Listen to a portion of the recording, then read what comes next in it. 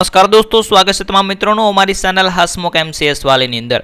દોસ્તો આજે ખૂબ જ ઉપયોગી થાય તેવી માહિતી આજના વિડીયોની અંદર અમે લઈને આવ્યા છીએ। તમે થંબનેલ જોઈ લીધો છે। રેશન કાર્ડ ધારકો માટે ખૂબ જ ઉપયોગી આજનો વિડીયો રહેવાનો છે। દોસ્તો આજે આપણે વાત કરવાના છીએ ઘરે બેઠા રેશન કાર્ડ મેળવવા માટેની સંપૂર્ણ પ્રોસેસ ઓનલાઈન થઈ શકે છે, તો કઈ રીતે કરવાની છે તેની હું માહિતી તમને આજના વિડીયોની અંદર આપવાનું છું। દોસ્તો નાનો એવો વિડીયો છે, જોઈ લેજો, જેથી તમારી રેશન કાર્ડની અંદર કોઈ પણ કામગીરી કરવાની હોય તે તમે મિત્રો ઘરે બેઠા તમારા મોબાઈલની અંદર અથવા તો તમારી પાસે લેપટોપ કોમ્પ્યુટર હોય તો તેની અંદર તમે કરી શકશો। શરૂઆત કરીએ આજના વિડીયોની પહેલાં ખાસ કરીને નવા મિત્રો અમારી ચેનલની અંદર જોડાણ હોય તો દોસ્તો એક લાઇક કરી દેજો, ચેનલને સબસ્ક્રાઇબ કરી દેજો। ગુજરાત સરકાર દ્વારા નાગરિકોને રાહત દરે અનાજ અને અન્ય સરકારી યોજનાઓનો લાભ આપવા માટે રાશન કાર્ડ એક મહત્વ પુરાવો છે। એટલે કે મિત્રો હાલ આ પુરાવાને આપણો જે સરનામાનો પુરાવો હતો તેને નાબૂદ કરી દીધો છે અને રાશન કાર્ડને માત્ર ને માત્ર અનાજનો પુરાવો છે તે રાખવામાં આવ્યો છે। 2025માં મિત્રો આ નિર્ણય લેવામાં આવ્યો હતો। તો આ રેશન કાર્ડ છે તે માત્ર ને માત્ર તમે હવે અનાજ લેવા માટે ઉપયોગ કરી શકશો, તેના માટે આ સરકાર છે તે રાશન કાર્ડ કાઢી આપે છે। તો આ રાશન કાર્ડ કાઢવા માટે 2026ની અંદર ઓનલાઈન પ્રક્રિયા છે તે અત્યંત સરળ કરી દેવામાં આવી છે।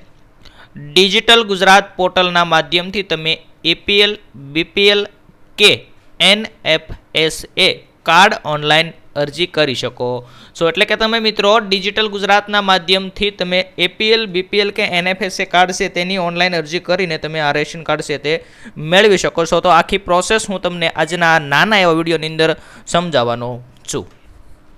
શરૂઆત કરીએ દોસ્તો રાશન કાર્ડના મુખ્ય પ્રકારો।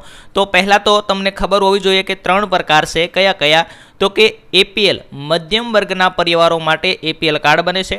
ત્યાર પછી બીપીએલ કાર્ડ, તો કે ગરીબી રેખા નીચે જીવતા પરિવારો છે તેમના માટે બીપીએલ કાર્ડ બને છે।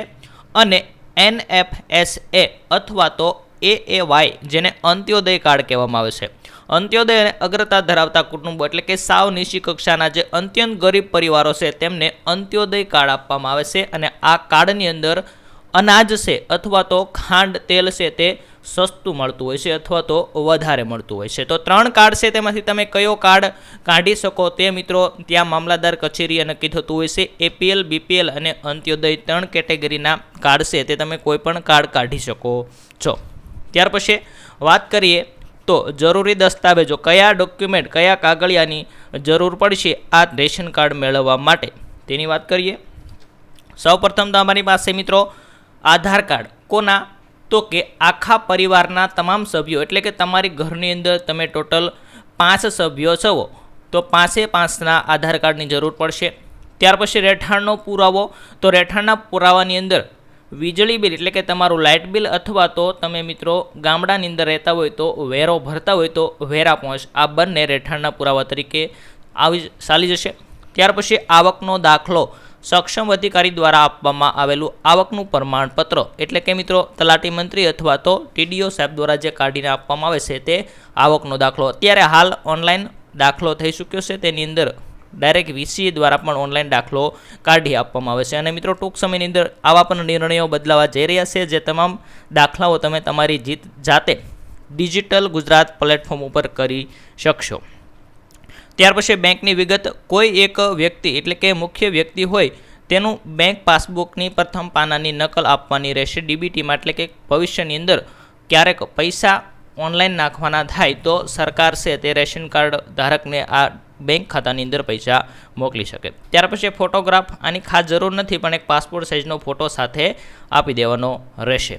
ત્યાર પછી મોબાઈલ નંબર, તો કે મોબાઈલ નંબર ઓટીપી વેરિફિકેશન માટે તમારે આપવાનો રહેશે।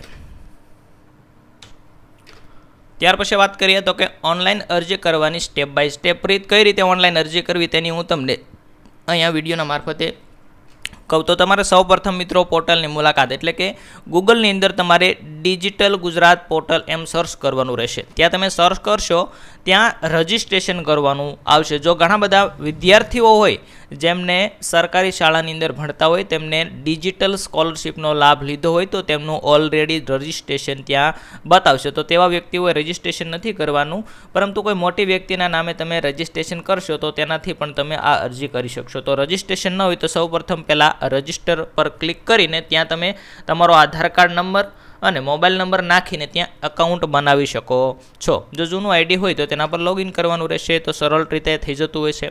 લોગિન થયા પછી તમને ત્યાં ઘણી બધી સર્વિસ બતાવે છે, જેની અંદર સ્કોલરશિપ હોય છે, સિટીઝન સર્વિસ હોય છે, એવી ઘણી બધી સર્વિસ હોય છે. તો તેની અંદર સર્વિસમાં જવાનું, ત્યાર પછી સિટીઝન સર્વિસ પર ક્લિક કરશો ત્યાં તમને રેશન કાર્ડ વિકલ્પ જોવા મળશે, ન્યૂ રેશન કાર્ડ જોવા મળશે. આપણે નવા રેશન કાર્ડની અરજી કરીએ એટલા માટે તેની અંદર માહિતી ભરવાની રહેશે. તેની અંદર વ્યક્તિનું નામ લખવાનું રહેશે, સરનામું લખવાનું રહેશે.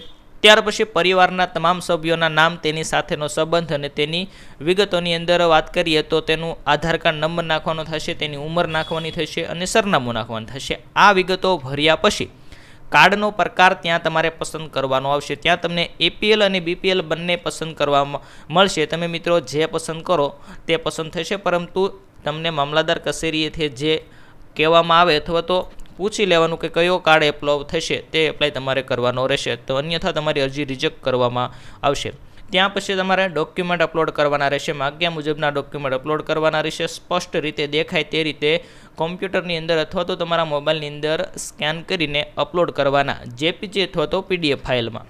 ત્યાર પછી ફોર્મ સબમિટ કરવાનું રહેશે. બધી વિગતો એક વખત ચકાસી લેવાની, કાંઈ ભૂલ નથી ને એમ પછી ત્યાર પછી મિત્રો તમારે સબમિટ કરવાનું. સબમિટ કરશો એટલે તમને એક એન્ક્લોઝમેન્ટ નંબર છે તે જાણવા મળશે. આ એન્ક્લોઝમેન્ટ નંબરને ખાસ કરીને સ્ક્રીનશોટ પાડીને રાખી લેવાનો છે, એ તમને મિત્રો આગળ કામ લાગશે.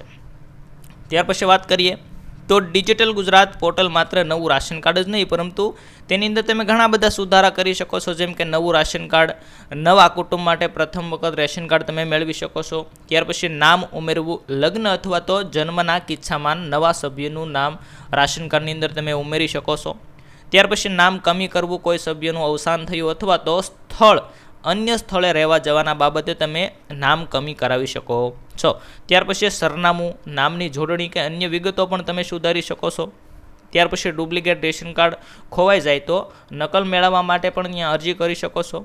અને અરજીનું સ્ટેટસ તપાસતું રહેવું, જે તપાસથી અરજી તપાસ મંજૂર થઈ છે કે નહીં તે તમને ત્યાં જાણવા મળશે. પોર્ટલ પર ચેક એપ્લિકેશન સ્ટેટસ પર તમે ક્લિક કરશો ત્યાં તમને જોવા મળશે.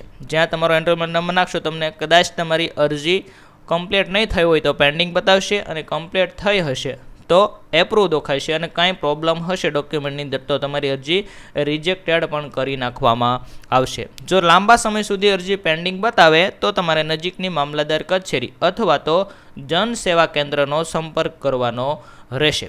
તો દોસ્તો આ આખી પ્રોસેસ તમે ઘરે બેઠા તમારા મોબાઈલની અંદર અથવા તો તમારી પાસે લેપટોપ કોમ્પ્યુટર હોય તો તેની અંદર તમે કરી શકો છો. તો દોસ્તો માહિતી પસંદ આવી તો વિડીયોને લાઇક કરી દેજો, ચેનલને સબસ્ક્રાઈબ કરી દેજો.